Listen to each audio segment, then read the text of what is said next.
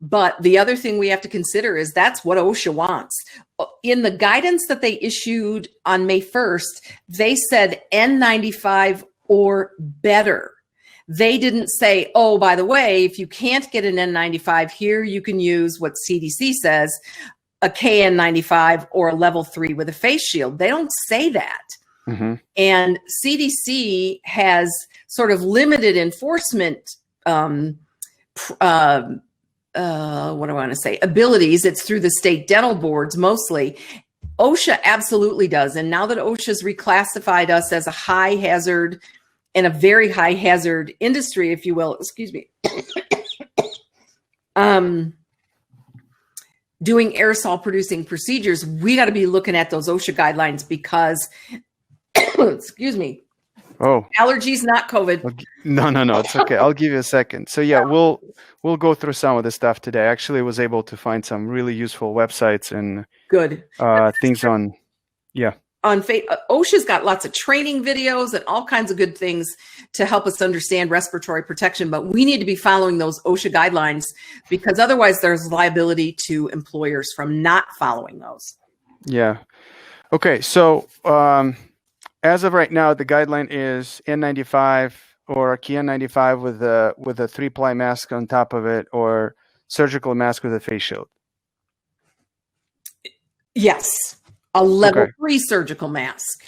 Level 3. Okay, so let's start then. Let's talk about the difference. I was trying to find, if I understand correct, level 1, level 2, level 3 are all three are 95% filtration rate. Yes. So the only difference between the three is the breathability of the mask? No, it's the fluid rating. Okay. So what we have to do is have a appropriate fluid rating to filter out the large droplets.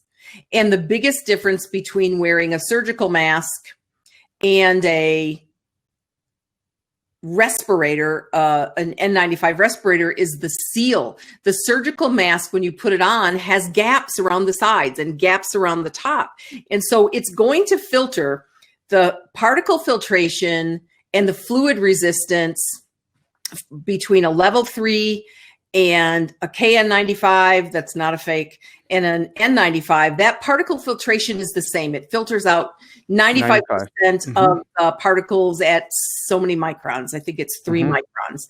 Okay. The reason that we're so concerned about wearing an N95 is because it seals around your face. And then the aerosols, the less than 1 micron size particles that get in the air when you use an ultrasonic scaler, when you use a handpiece or an air polisher or an air water syringe, those particles are typically less than a micron. They are the size particles that can get inhaled around the sides of the mask, and the size of those particles can get directly into the lungs. The larger particles, like 0.3 microns, will probably get stopped by the nasal passages, the cilia or the hairs inside your nasal passages. They'll get filtered out. They'll get stopped. But if they're smaller than that, they get into the lungs, and that's when people get respiratory infections. Okay. So level 1, level 2, level 3 are same. Well, they're all 95%. But why is level 3 more recommended than level 1? Is just because the particles? Well, it's not the particle size. Again, it's the fluid rating, and it's the amount of time that fluid rating and the particle filtration will last. It's a longer amount of time. And so in the ASTM, the American Society for Testing Materials ranking of those masks, they clearly say that for aerosol producing procedures, either level 2 or level 3 is what should be worn. And now during this pandemic, they're recommending that we don't wear anything but level 3, that we don't wear level 1s or level 2s at all, just level 3.